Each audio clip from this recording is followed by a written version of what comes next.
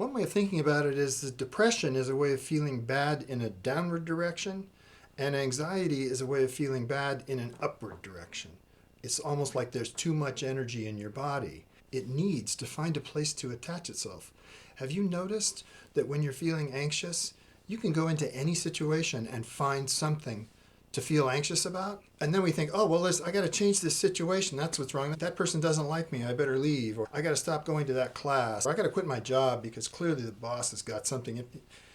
Whoever or whatever you're afraid of in the situation, just take a deep breath, right?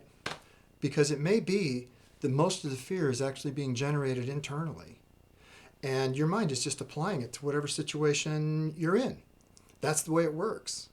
Anxiety actually has a lot of different names. You know, it can be stress, tense all the time, grim.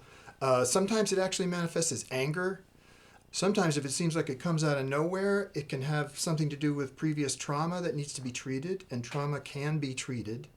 This energy wants to do something. What does it want to do?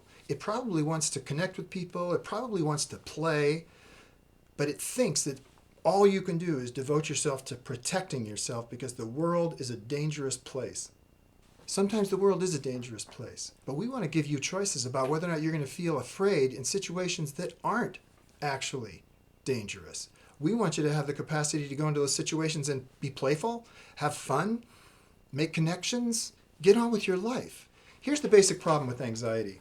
If I am a gazelle and there's a lion chasing me, I just run like crazy, right? I'm terrified. Then I get away from the lion, hopefully, and then, okay, lion's gone. I can just go back to eating grass now, right?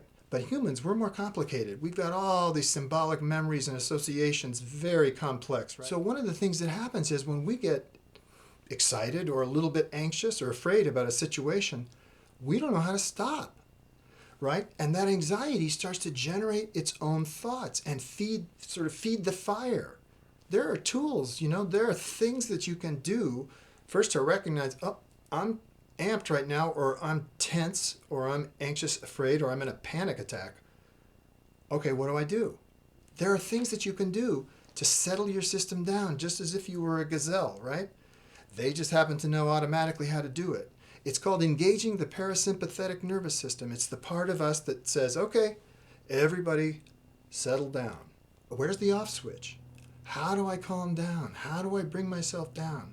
So the stress and the anxiety just builds, and it becomes a kind of state. You go to sleep anxious, you wake up in the middle of the night, you finally get back to sleep, you wake up anxious, you go to work, you think scary thoughts, and you're made more anxious there. So it mounts and mounts. We can stop that. We can stop that cycle. We can step in.